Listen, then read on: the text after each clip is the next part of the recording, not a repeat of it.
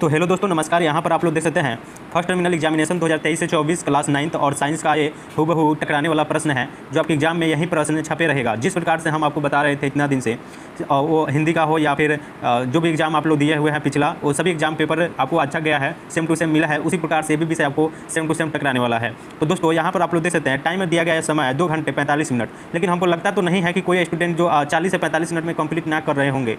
सभी विद्यार्थी जा रहे हैं 20-30 मिनट में कंप्लीट करके एग्जाम चले जा रहे हैं, ठीक है। तो उसी प्रकार से आप लोग कर लेना है, ठीक है। तो चलिए हम जल्दी से क्वेश्चन को शुरुआत करते हैं। जो भी विद्यार्थी नए हैं हमारे चैनल को तो सब्सक्राइब कर लीजिएगा और बेल वाला आइकन को दबाकर प्रेस कर दीजिएगा ताकि आने वाला हर वीडियो का नोटिफिकेशन आपके पास सबसे पहले जाए। तो चलिए हम वीडियो को स्टार्ट करते हैं, क्वेश्चन को शुरुआत करते हैं। तो यहाँ पर आप लोग देखिए पहला नंबर प्रश्न आपके सामने दे दिया गया है। काबिदा संदार दिया किसी पिंड के द्रव्यमान के वेग का गुणनफल को कहते हैं। तो किसी भी पिंड के द्रव्यमान के वेग के गुणनफल को हम लोग सिंपली से संवेग कहते हैं। तो पहला का right answer option number D हो जाएगा। चलिए नया क्वेश्चन यहाँ पर देखिएगा, दिया गया है कि निम्नलिखित में कौन एक सदिश राशि है। तो निम्नलिखित में बताइए कि कौन एक सदिश राशि है। तो सदिश राशि हो जाएगा विस्थापन जो है एक सदिश राशि है। नेक्स्ट क्वेश्चन यहाँ पर देखिए बल का ऐसा मात्रक क्या होता है। तो बल का ऐसा मात्रक होता है Newton, option number A. Next question देखिएगा किसी गतिशील पिंड का वेग दुगुना करने से उसका संवेग हो जाता है। तो चलिए कितना होता है, तो वो जाता है दुगुना हो जाता है। चलिए नेक्स्ट क्वेश्चन दिया गया कि एक वस्तु के प्रति इकाई समय के वेग के परिवर्तन का माप को कहते हैं। तो 5 का राइट आंसर हो जाएगा ऑप्शन नंबर ए त्वरण। नेक्स्ट क्वेश्चन देखिए दिया गया कि वेग का मात्रक होता है। तो वेग का मात्रक होता है मीटर पर सेकेंड, यानी ऑप्शन नंबर बी हो जाएगा। चलिए नेक्स्ट क्वेश्चन यहाँ पर देखिएगा, दिया गया है यदि कोई व्यक्ति पटना से भागलपुर जाता है तो पुनः उसी रास्ते भागलपुर से वापस आ जाता है तो व्यक्ति का विस्थापन होगा। तो सही जवाब बताएंगे कि क्या होगा। तो ऑप्शन नंबर ए हो जाएगा 0। नेक्स्ट क्वेश्चन 8 नंबर देखिए, दिया गया कि जब कोई व्यक्ति एक समान गति से चलता है तब उसके लिए समय दूरी ग्राफ की प्रकृति होती है। तो इसका सही जवाब क्या होगा, तो बताएंगे आप सभी विद्यार्थी। तो 8 का राइट आंसर बिल्कुल हो जाएगा सरल रेखा में, option number B.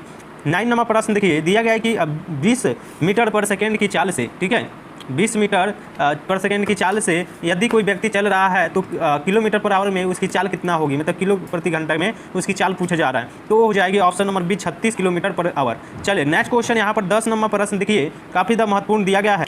10 number question दिया गया है कि 2 स्टेशन के बीच एक ट्रेन एक समान से त्वरित होकर 5 सेकेंड में 5 मीटर पर सेकेंड से 10 मीटर पर सेकेंड की गति प्राप्त करती है। तो ट्रेन का त्वरण क्या होगा। तो इसका सही जवाब हो जाता है 1 मीटर पर सेकेंड स्क्वायर हो जाएगा। नेक्स्ट क्वेश्चन देखिए कि घर्षण बल हमेशा कार्य करता है। तो इसका सही जवाब हो जाएगा ऑप्शन नंबर बी गति के विपरीत दिशा में। नेक्स्ट क्वेश्चन देखिए, यदि एम द्रव्यमान की कोई वस्तु पृथ्वी की सतह पर रखी हुई हो तो उसका भार होगा। तो इसका सही जवाब हो जाता है M G, option number C. Next question दिया गया कि यदि 2 राशियों का परस्पर ग्राफ सरल रेखा में हो तो राशि होती है। तो इसका सही जवाब हो जाएगा ऑप्शन नंबर सी अनुक्रमानुपाती होती है। तो दोस्तों ये पीटीओ का ओरिजिनल हूबहू प्रश्न पत्र आपके एग्जाम में टकराएगा। तो इसके लिए आप लोग लाइक करिएगा हमारे चैनल को और सब्सक्राइब करके बेल वाला आइकन को प्रेस कीजिएगा और ज़्यादा से ज़्यादा अपने दोस्तों में शेयर कीजिएगा, ठीक है। चलिए यहाँ पर देखिए दिया गया कि किसी एम द्रव्यमान की वस्तु के वेग भी है तो संवेग होगा। तो इसका सही जवाब हो जाएगा एम भी। चलिए नेक्स्ट क्वेश्चन दिया गया है कि किस गुण के कारण कोई पिंड अपने विराम की अवस्था बनाए रखना चाहता है। तो इसका सही जवाब हो जाता है त्वरण, option number C. Next question यहाँ पर देखिएगा कि विस्थापन की दर को कहते हैं। तो विस्थापन की दर को हम लोग सिंपली से याद रखिएगा वेग कहते हैं। नेक्स्ट क्वेश्चन दिया गया है कि 60 डिग्री सेल्सियस ताप पर केल्विन में मान होता है। तो 17 का सही जवाब हो जाएगा ऑप्शन नंबर सी 573.15, मतलब 5731.5। चलिए नेक्स्ट क्वेश्चन यहाँ पर दिया गया है किसी ठोस पदार्थ का सीधे वाष्प में परिवर्तन कहलाता है। तो वो क्या कहलाता है, देखिए किसी ठोस पदार्थ का सीधे वाष्प में परिवर्तन कहलाता है तो उसको कहते हैं हम लोग ऊर्ध्वपातन, यानी ऑप्शन सी हो जाएगा। नेक्स्ट क्वेश्चन देखिए, दिया गया है कि गैस का द्रव के परिवर्तन कहलाता है। गैस का द्रव के परिवर्तन क्या कहलाएगा, तो कहलाएगा संघनन, option C. Next question 20 number देखिए, दिया गया कि पदार्थ की चौथी अवस्था को कहते हैं। तो पदार्थ की चौथी अवस्था को हम लोग सिंपली से कहते हैं plasma, option number A. Next question दिया गया है कि गर्म करने पर गैस का आयतन हो जाता है। तो गर्म करने पर गैस का आयतन जो हो जाता है वो बढ़ जाता है, ऑप्शन ए। नेक्स्ट क्वेश्चन दिया गया है कि पदार्थ के कणों को एक साथ बांधकर रखने वाला बल कहलाता है। तो इसका सही जवाब हो जाता है आंतरिक बल कहलाता है, ऑप्शन सी। नेक्स्ट क्वेश्चन दिया गया है वह ताप जिस पर ठोस द्रव में परिवर्तित होता है कहलाता है। तो कहलाता है द्रव्यमान कहलाता है, option number A. Next question यहाँ पर देखिएगा, दिया गया है कि हवादार जगहों पर द्रव के वाष्पन का वेग होता है। तो इसका सही जवाब हो जाता है घट जाता है, option number A. 25 number question देखिए, निम्नलिखित में कौन एक यौगिक है? तो निम्नलिखित में कौन एक यौगिक है? तो इसका सही जवाब हो जाएगा और लोहा जो है एक अयौगिक है। नेक्स्ट क्वेश्चन दिया गया है, निम्नलिखित में कौन एक तत्व है? तो निम्नलिखित में कौन एक तत्व है? तो इसका सही जवाब हो जाएगा जल एक तत्व है। चलिए नेक्स्ट क्वेश्चन दिया गया है कि निम्नलिखित में कौन एक मिश्रण है? तो इसका सही जवाब क्या होगा? तो बारूद जो है एक मिश्रण है, option number B. Next question दिया गया 28 नंबर प्रश्न कि शुष्क बर्फ किसे कहते हैं? तो शुष्क बर्फ हम लोग कहते हैं, याद रखिएगा, ठोस को, ऑप्शन ठोस CO2 को। नेक्स्ट क्वेश्चन दिया गया है 273 केल्विन ताप पर मान सेल्सियस इकाई में क्या होगा? तो इसका राइट आंसर होगा 20 डिग्री सेल्सियस। नेक्स्ट क्वेश्चन दिया गया है कि प्लास के निम्नलिखित में किसका मात्रक है? तो देखिएगा इसका बिल्कुल करेक्ट जवाब हो जाएगा ऑप्शन नंबर दाब का, पास्कल दिया गया ना दाब का। चलिए नेक्स्ट क्वेश्चन दिया गया है किसी ठोस का द्रव में परिवर्तन कहलाता है? तो किसी द्रव में ठोस का परिवर्तन कहलाता है वाष्पीकरण। नेक्स्ट क्वेश्चन दिया गया है 32 कि वाष्पिक वायुमंडल में ऑक्सीजन की मात्रा कितनी है? तो 21%, ऑप्शन नंबर ए हो जाएगा। चलिए नेक्स्ट क्वेश्चन दिया गया है पादप कोशिका भित्ति किस पदार्थ की बनी होती है? तो इसका सही जवाब हो जाएगा सेलुलोज की। नेक्स्ट क्वेश्चन दिया गया कि रंगीन ब्लेड प्लेटिक्स को कहते हैं। चलिए इसका 34 का सही जवाब याद रखिएगा हो जाएगा chromoplast, option B. Next question दिया गया है कि पौधों में गैसों का आदान प्रदान किस क्रिया द्वारा होता है? तो इसका सही जवाब याद रखिएगा आप सभी विद्यार्थी, वो होता है विसरण द्वारा, ऑप्शन नंबर बी। ठीक है, चलिए 36 नंबर प्रश्न यहाँ पर आपके सामने दिया गया है कि निम्नलिखित कोशिकांगों में किस आत्मघाती थैली कहते हैं? तो 36 का सही जवाब हो जाएगा option number A lysosome. Next question दिया गया है कि जंतु कोशिका के सबसे बाहरी घेरे को कहते हैं? तो 37 का राइट आंसर हो जाएगा कोशिका झिल्ली, ऑप्शन नंबर बी। तो आप सभी विद्यार्थी से अनुरोध है कि जो लाइक नहीं किए हैं तो लाइक कर लीजिएगा। इसका PDF कैसे मिलेगा, सब्जेक्टिव कब मिलेगा, सभी चीज़ आपको बताया जाएगा, लास्ट तक बने रहिए। देखिए 38 में प्रश्न दिया गया कि कोशिका में राइबोसोम की अनुपस्थिति में कौन सा कार्य संपादित होता है? तो 38 का सही जवाब हो जाएगा ऑप्शन नंबर सी प्रोटीन संश्लेषण। नेक्स्ट क्वेश्चन दिया गया कि पौधों की लंबाई किस ऊतक द्वारा बढ़ती है? तो पौधों की लंबाई जो है वो होती है अंतःवेशिक बीजी ऊतक, option number C. Next question दिया गया कि पौधों में फ्लोएम का कार्य है? तो पौधों में फ्लोएम का कार्य है वो है ग्लूकोज का चालन, option number B. Next question दिया गया है कि मांसपेशी तथा अस्थियों को जोड़ती है? तो इसका सही जवाब हो जाएगा कंडरा, option number C. Next question दिया गया है कि कोशिका झिल्ली बनी होती है? तो कोशिका झिल्ली जो बनी होती है वो बनी होती है लिपिड और प्रोटीन दोनों से, ऑप्शन नंबर बी हो जाएगा, सी हो जाएगा। ठीक है, कोशिका झिल्ली बनी होती है, तो इसका सही जवाब हो जाएगा। ठीक है, चलिए यहाँ पर देखिएगा नेक्स्ट क्वेश्चन दिया गया कि कोशिका सिद्धांत किसने प्रतिपादन किया था? तो कोशिका सिद्धांत किसने प्रतिपादित किया था? इसका सही जवाब हो जाएगा ऑप्शन नंबर 20 स्लाइडेन एंड सोन ने। नेक्स्ट क्वेश्चन दिया गया कि समान उत्पत्ति तथा समान कार्यों को संपादित करने वाला कोशिका के समूह को कहते हैं? तो 44 का राइट आंसर क्या होगा? तो जाएगा ऑप्शन नंबर ए ऊतक को। नेक्स्ट क्वेश्चन दिया गया कि जाइलम ऊतक में पाए जाते हैं? तो जाइलम ऊतक में क्या पाए जाते हैं? तो पाए जाते हैं ऑप्शन नंबर डी, हाँ ऑप्शन नंबर हो जाएगा डी। ठीक है, चलिए नेक्स्ट क्वेश्चन दिया गया है 46 नंबर, प्लास्टिक एवं माइटोकॉन्ड्रिया में क्या समानता है? तो चलिए 46 का सही जवाब हो जाएगा, 46 का क्या होगा? तो 46 का हो जाएगा राइबोसोम, ऑप्शन नंबर बी होगा 46 का। ठीक है, चलिए 47 नंबर क्वेश्चन दिया गया कि कोशिका की खोज किसने की थी? तो कोशिका की खोज किसने की थी? तो इसका सही जवाब हो जाएगा रॉबर्ट हुक ने, option number A. Next question दिया गया लास्ट क्वेश्चन कि जब किसी जीवित कोशिका को अतिपारासी विलयन में डाला जाता है तो क्या होगा? तो 48 का ऑप्शन नंबर ए हो जाएगा, कोशिका फूल जाएगी। ठीक है, तो चलिए दोस्तों आज हमने पूरा आपको कंप्लीट बता दिया 48 क्वेश्चन, जिसमें से आपको 40 ही प्रश्न बनाने होंगे, क्योंकि साइंस में प्रैक्टिकल पूछा जाता है 20 नंबर का। ठीक है, तो 80 प्रश्न दिया जाता है, 40 वो सब्जेक्टिव 40 वो ऑब्जेक्टिव। ठीक है, तो हेलो दोस्तों नमस्कार। यहाँ पर आप लोग देख सकते हैं फर्स्ट टर्मिनल एग्जामिनेशन 2023 से 24 जो भी विद्यार्थी 9th क्लास में है जिनका साइंस विषय है एग्जाम देने जा रहे हैं, तो उन विद्यार्थी के लिए हम लोग साइंस का सब्जेक्टिव लेकर आ चुके हैं। क्लास 9th के लिए ऑब्जेक्टिव ऑलरेडी बना दिया गया है। तो चलिए हम लोग क्वेश्चन की शुरुआत करते हैं। जितने भी विद्यार्थी आप लोग जुड़े हुए हैं तो आप लोग लाइक कर दीजिए, सब्सक्राइब कर दीजिए हमारे चैनल को। आने वाला हर वीडियो आपके एग्जाम से रिलेटेड रहेगा और आपको हेल्प कराते रहेंगे इसी तरह से। ठीक है, तो चलिए हम लोग जल्दी से क्वेश्चन की तरफ में चलते हैं। यहाँ पर आप लोग देख सकते हैं दिया गया है भौतिक शास्त्र, ठीक है, यानी कि फिजिक्स। यहाँ पर लघुत्तरीय दिया गया है, 1 से 8 तक लघुत्तरीय प्रश्न दिया गया है, जिसमें से आपको 4 प्रश्नों का उत्तर दे देना है। तो चलिए हम देखते हैं कौन कौन से प्रश्न यहाँ पर दिया गया है। तो दिया गया है पहला नंबर क्वेश्चन की चाल एवं वेग में अंतर स्पष्ट कर देना है। तो चाल और वेग में अंतर स्पष्ट कर देना है। उसके बाद में 2 नंबर प्रश्न दिया गया है कि एक वस्तु 16 मीटर की दूरी पर 4 सेकंड में तय करती है, तब अगले 16 मिनट में की गई 2 सेकंड में तय करती है, तो वस्तु और चाल क्या होगी? ये 2 नंबर क्वेश्चन है। उसके बाद में न्यूटन के प्रथम नियम गति नियम को लिख देना है। देखिए सभी को हम यहाँ पे आंसर दे दिए हैं। ठीक है, आप लोग PDF दे देने के बाद भी पूछते हैं कि सर आंसर कहाँ दिए हैं, तो यहाँ पर आप लोग का आंसर नहीं दिख रहा है। सब किसी का आंसर यहाँ पर, सब जितना प्रश्न आपको बनाना है उसका आंसर यहाँ पर आपको दिख जाएगा, ठीक है। चलिए हम जल्दी से और सारा क्वेश्चन पढ़ लेते हैं। 3 नंबर प्रश्न दिया गया है कि न्यूटन के प्रथम गति नियम को लिख देना है, ठीक है। न्यूटन के प्रथम गति नियम को आप लोग को यहाँ पर लिख देना है। उसके बाद में बल की परिभाषा दे देना है, ठीक है। 4 को प्रश्न बनाना है तो आप लोग को बना लीजिएगा, ठीक है। उसके बाद में दीर्घोत्तरीय प्रश्न यहाँ पर दे दिया गया है फिजिक्स का ही, ठीक है। तो यहाँ पर आप लोगों को 9 से 10 में किन्हीं एक प्रश्नों का उत्तर दे देना है, आपको 6 नंबर मिलेगा यहाँ पर, ठीक है। कोनो एक का आंसर आप लोग यहाँ पर दे सकते हैं, ठीक है। तो चलिए हम नेक्स्ट में चलते हैं। यहाँ पर रसायन शास्त्र यानी केमिस्ट्री से लघुत्तरीय प्रश्न दिया गया है। यहाँ पे भी 11 से 18 तक यानी 8 को प्रश्न दिया गया है, जिसमें से आपको 4 को प्रश्न का उत्तर देना होगा, ठीक है।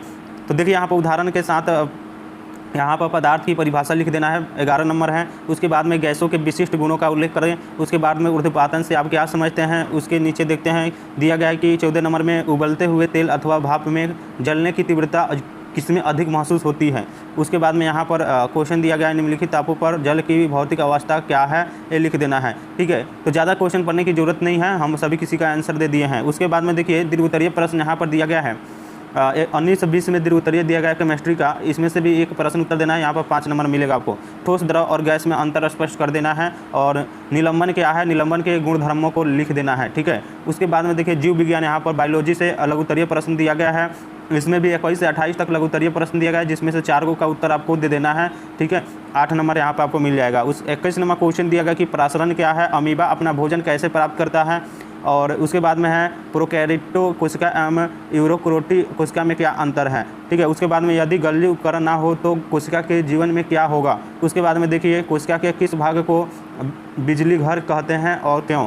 उसके बाद में DNA में ATP का पूर्ण फुल फॉर्म लिख देना है, ठीक है। तो जो मन करेगा वो आप लोग बना लीजिएगा। उसके बाद में जीव विज्ञान का यहाँ पर देख सकते हैं आप लोग दीर्घोत्तरीय प्रश्न दिया गया है, 29 से 30 में वो बना देना है, 5 नंबर आपको मिल जाएगा, ठीक है। देखिए 29 में दिया गया कि जंतु कोशिका एवं उच्च निम्नलिखित चित्र बनाए, वर्णन की आवश्यकता नहीं है, ठीक है। उसके बाद देखिए जंतु कोशिका एवं पादप कोशिका में अंतर लिख देना है, आपको 5 नंबर मिल जाएगा, ठीक है। कोनो एक बना दीजिएगा। उसके बाद में देखिए यहाँ पर सभी किसी का आंसर यहाँ पर दे दिया गया है। यहाँ पर आप लोग देखिए खंडभाग गैर वस्तुनिष्ठ प्रश्न यहाँ पर आ चुका है। क्वेश्चन का जो है आंसर वो मैं आपको बता देता हूँ। सबसे पहले हम लोग देखते हैं भौतिक शास्त्र यानी कि फिजिक्स से लघुत्तरीय प्रश्न। यहाँ पर आप लोग देख रहे हैं गुरु मॉनिटर स्टडी पॉइंट, इसको जल्दी से आप लोग को सब्सक्राइब कर लेना है और बेल वाले आइकन को दबाकर प्रेस कर सकते हैं आप लोग, ठीक है। तो यहाँ पर आप लोग देखिए 3 नंबर प्रश्न दिया गया है, ठीक है। 3 नंबर प्रश्न यहाँ पर हम शुरुआत करते हैं। दिया गया 3 नंबर प्रश्न क्या है, तो यहाँ पर चलिए हम बताते हैं आपको। दिया गया प्रश्न कि न्यूटन के प्रथम गति नियम को लिख देना है, ठीक है। जो मन करेगा वो बनाइएगा, हमको जो मन किया है वो हम बना दिए हैं, ठीक है।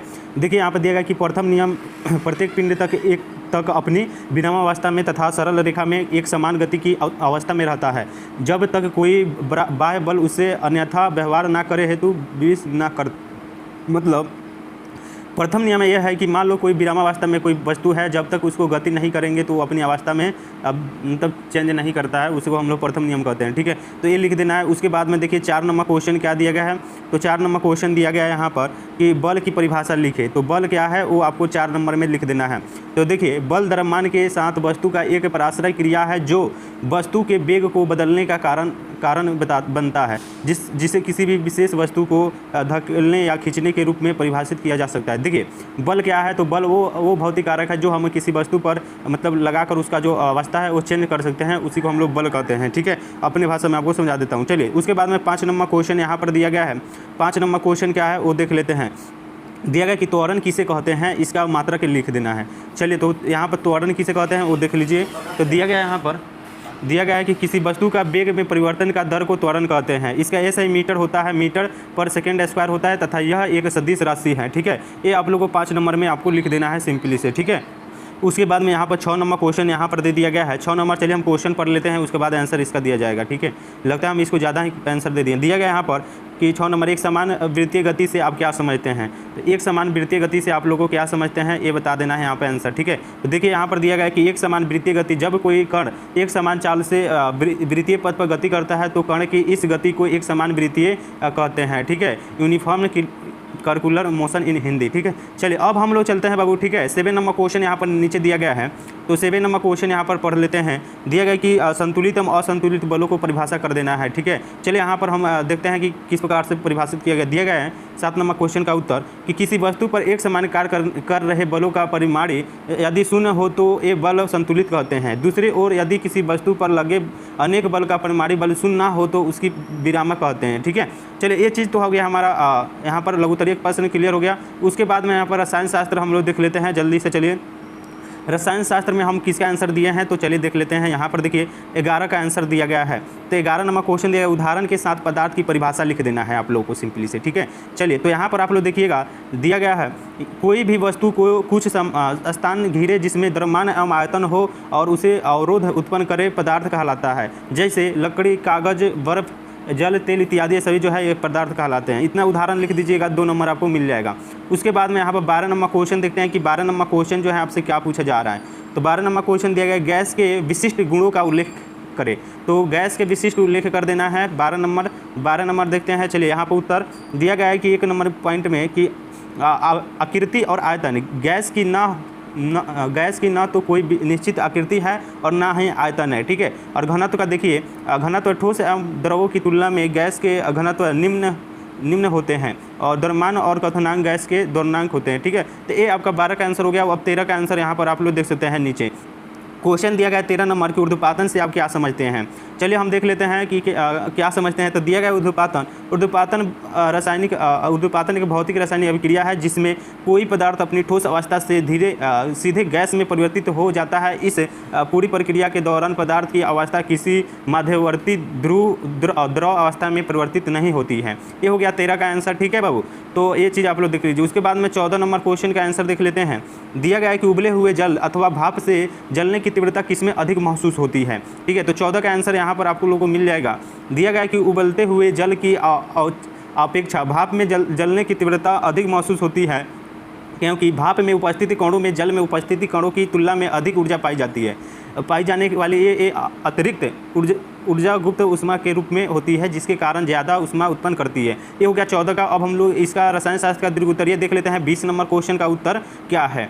तो चलिए यहाँ पर आप लोग देखिए 20 नंबर का दिया है कि निलंबन क्या है और निलंबन के गुणधर्म को लिख देना है। 20 नंबर यहाँ पर 5 नंबर आपको सीधे सीधे मिल जाएगा यहाँ पर, ठीक है। चलिए तो यहाँ पर देखिए ऊर्ध्वपातन, देखिए यहाँ पर दिया गया है कि यह एक विषमांगी मिश्रण है। और 2 नंबर में दिया गया है कि निलंबन के कणों और आँखों से देखा जा सकता है। 3 नंबर है कि निलंबन कण प्रकाश के किरणों को फैला देता है जिससे उसका मार्ग दृष्टिगोचर हो जाता है। 4 नंबर दिया गया पॉइंट कि जब निलंबन के पदार्थ कोशिका में कोशिका भीति उपस्थित होता है, जंतु कोशिकाओं में कोशिका भीति अनुपस्थित होता है। पदार्थ पादप कोशिका में हरित पाया जाता है और जंतु कोशिका हरित नहीं पाया जाता है। मतलब ये हो गया 20 का दीर्घ उत्तरीय प्रश्न। उसके बाद में हम लोग जीव विज्ञान का लघु उत्तरीय देख लेते हैं, ठीक है। चलिए जीव विज्ञान का लघु उत्तरीय में किसका आंसर दिया है हम थोड़ा देख लेते हैं, ठीक है। यहाँ पर देखिए 21 नंबर और 22 नंबर देख लेते हैं क्वेश्चन क्या है। तो चलिए परासरण क्या है। जीव विज्ञान यहाँ पर क्वेश्चन देखिए पहले दिया गया है कि परासरण क्या है 21 नंबर में, और अमीबा 22 नंबर दिया गया कि अमीबा अपना भोजन कैसे बनाता है। तो दोनों एक साथ देखेंगे परासरण क्या है और अमीबा अपना भोजन कैसे बनाता है। तो चलिए यहाँ पर 21 नंबर देखिए परासरण क्या है। तो देखिए परासरण 2 विभिन्न सांद्रता वाले घोलों में के बीच होने वाली एक विशेष प्रकार की अभिसरण प्रक्रिया है जो एक अर्ध परागम्य झिल्ली के द्वारा होती है। ये हो गया परासरण क्या है। और 22 नंबर क्वेश्चन था कि अमीबा अपना भोजन कैसे बनाता है। तो आप लोग जानते हैं कि अमीबा अपना भोजन जो है कूटपाटों द्वारा बनाता है। तो देखिए यहाँ पर दिया गया है कि अमीबा एंट्रोसाइटोसिस प्रक्रिया द्वारा बाह्य वातावरण से अपना भोजन प्राप्त करता है जिसकी प्लाज्मा झिल्ली अंदर की ओर मुड़कर कप के आकार का गुट्ठा कैविटी बन जाती है जिससे भोजन प्रवेश कर जाता है, ठीक है। ये हो गया 22 का आंसर। उसके बाद में 23 नंबर क्वेश्चन देख लेते हैं क्या दिया गया है, ठीक है। चलिए 23 नंबर क्वेश्चन दिया गया है कि प्रोकैरियोट कोशिका एवं यूरोकैरियोटिक कोशिका में क्या अंतर है। चलिए हम देखते हैं यहाँ पर देखिए 23 नंबर क्वेश्चन दिया गया है कि पेरियोटिक कोशिका में केंद्र काला नहीं पाया जाता है जबकि यूरोकोटिक की कोशिका में केंद्र काला पाया जाता है। पेरियोटिक कोशिकाओं में लवक यानी कि रेपर माइटोकांड्रिया एवं न्यूक्लियस नहीं होता है जबकि यूरोकोटिक कोशिकाओं में कवक माइटोकांड्रिया और न्यूक्लियस उपस्थित होता है। ये हो गया 23 का आंसर। उसके बाद में 24 नंबर क्वेश्चन देख लेते हैं। 24 नंबर क्वेश्चन देखिए दिया गया है यदि गल्जी उपकरण ना हो तो कोशिका के जीवन में क्या होगा। चलिए देखिए इसका उत्तर देखिए यहाँ पर दिया गया है यदि गल्जी उपकरण कोशिका में ना हो तो श्रवण कार्य संश्लेषित पदार्थ के पैकेज बनकर अंदर एवं बाहर स्थानांतरण तथा सोम्स बनने का कारण नहीं होगी। ठीक है, ये हो गया। उसके बाद में दीर्घ उत्तरीय प्रश्न ये बनाना था, तो हमने 30 का आंसर यहाँ पर दे दिया है। ठीक है, तो 30 नंबर क्वेश्चन देख लेते हैं क्या दिया गया है। तो दिया गया है कि जंतु कोशिका और पादप कोशिका में अंतर स्पष्ट कर देना है। ठीक है, तो चलिए यहाँ पर उत्तर देखिए, दिया गया है यहाँ पर पादप और जंतु कोशिका के 3 अंतर यहाँ पर हमने लिया गया है। ठीक है, देखिए दिया गया पादप कोशिका और कोशिका भित्ति उपस्थित होती है, जंतु कोशिका में कोशिका भित्ति अनुपस्थित होती है। पादप कोशिका में हरित पाया जाता है और जंतु कोशिका में हरित नहीं पाया जाता है। पेड़ पौधों में पाई जाने वाली कोशिका को पादप कोशिका कहा जाता है, जो कि जंतु कोशिका में से अलग होती है। अगर विभिन्नता की बात की जाए तो जंतु कोशिका के बाहरी आवरण अर्थात भाग को प्लाज्मा झिल्ली कहते हैं, जबकि पादप कोशिका के बाहरी आवरण को कोशिका भित्ति कहा जाता है, जो सेलुलोज की बनी होती है। ठीक है, ये जो है बाबू, ये है दीर्घ उत्तरीय प्रश्न। तो आपको मैं बता दिया आप लोगों को। ठीक है, ऑब्जेक्टिव और सब्जेक्टिव दोनों बता दिया साइंस से। तो आप लोगों को क्या करना है, तो जल्दी से चैनल को सब्सक्राइब कर लीजिए। और इसका PDF कैसे आप लोग डाउनलोड करेंगे, तो आप लोगों को सीधे दिया गया है डिस्क्रिप्शन में टेलीग्राम का लिंक तो और व्हाट्सएप ग्रुप का लिंक, तो वहाँ पर ज्वाइन कर लीजिएगा। जितने भी लड़की होंगे तो वो टेलीग्राम ग्रुप को ज्वाइन कर लेंगे,